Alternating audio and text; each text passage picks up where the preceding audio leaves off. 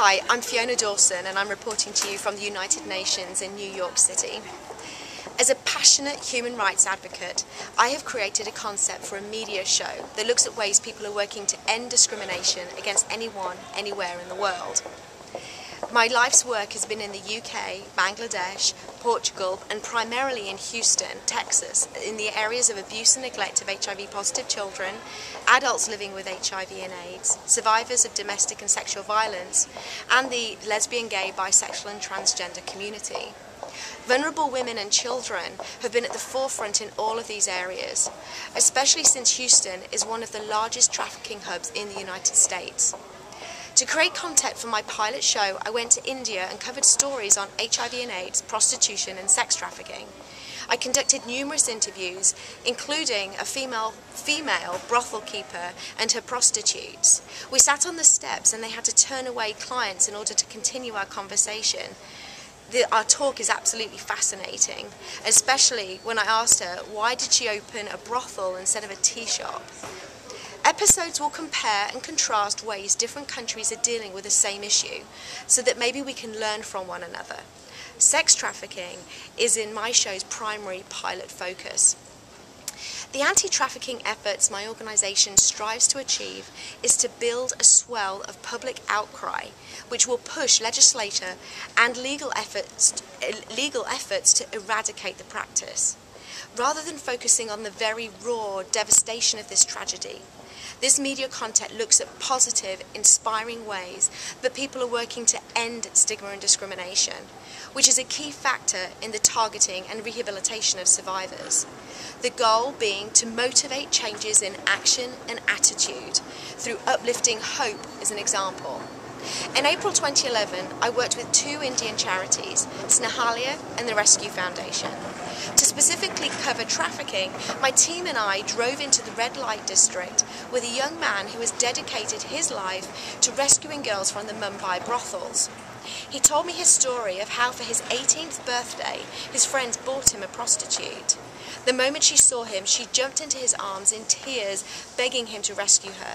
My new friend then explains the whole story of how he befriended the girl and planned her escape for months, even making contact with her father thousands of miles away in Nepal. Since this experience, he has started full-time employment with the Rescue Foundation, planning escape missions for hundreds of girls each year. Once rescued by the Foundation, the girls' basic needs are met and their cases assigned to a legal team who works for their repatriation. Further, I also found another young man who teaches the girls karate, not only for their physical well-being, but for their emotional and spiritual strength too. It was incredible to find such love and compassion among such harrow. The time I spent with the girls left me with the impression that they are indeed survivors. I can only imagine their post-traumatic distress and the dark places that they face, yet they continue to laugh, play, and enjoy being present in life. My experiential research leads me to conclude that the discrimination making these girls vulnerable is more often than not poverty. From the barriers that poverty puts up to accessing education, to the low value placed in their lives, they are made vulnerable because of their desire for a better life is exploited by those with power and greed. Most stories involved family members or people known to the survivors, either kidnapping or duping them into the city and selling them. Once rescued, overcoming the stigma associated with prostitution and then actually repatriating the girls is a monumental task. Lack of identification or knowledge of where their home is makes even initial investigation very challenging.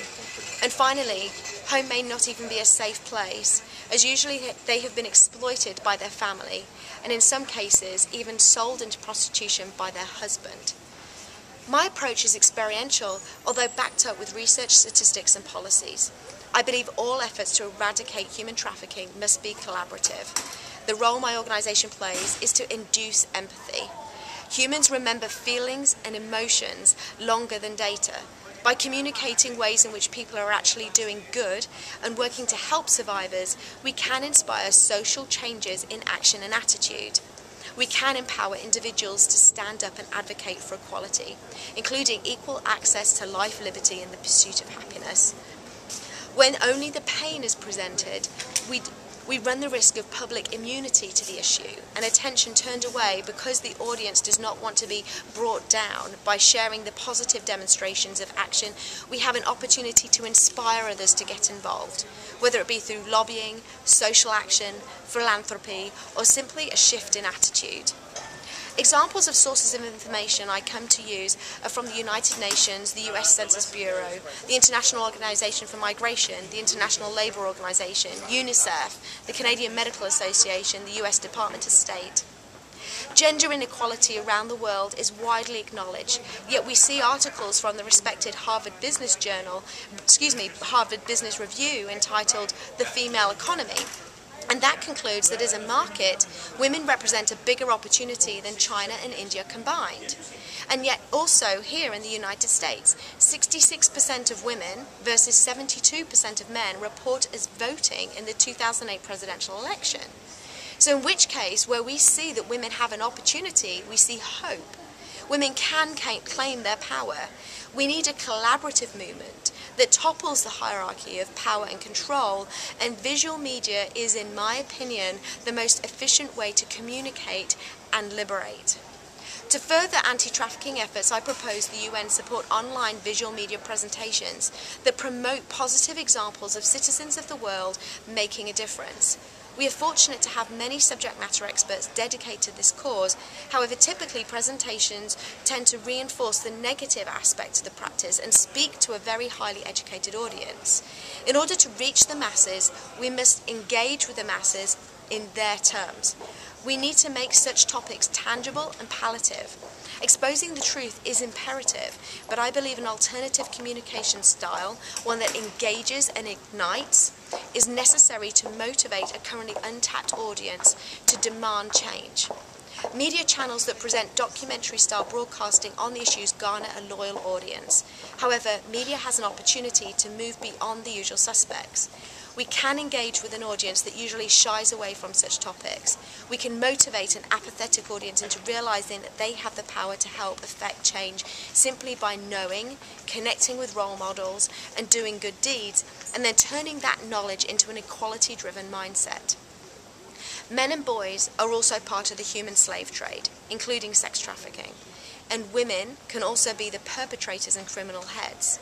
However, by far, women and girls are at greater risk because of societal and economic inequality, which leads them to being lured, misled, or forced into prostitution. As a conduit of sharing the reality of the human rights issues, I fully commend and support the mission of Eng Aja Eze Foundation, which is to bring awareness to the global community the plight of women and children in pre- and post-conflict zones, war zones. As a representative to the UN ECOSOC, which established the Commission on the Status of Women in 1944, I support our collective stand for women's rights. I suggest the United Nations partner with NGOs and other entities to implement campaign strategies to pass UN resolutions, then follow with strategy for enforcement and implementation of those resolutions. It is then imperative to engage the younger generation in the movement through inspiring ways to help, rather than striving to guilt people into awareness without a clear, achievable, results-orientated call to action. Thank you for this opportunity to present my opinion. I regret not being with you in person, and I commend you for all of your dedicated and gallant work. Thank you.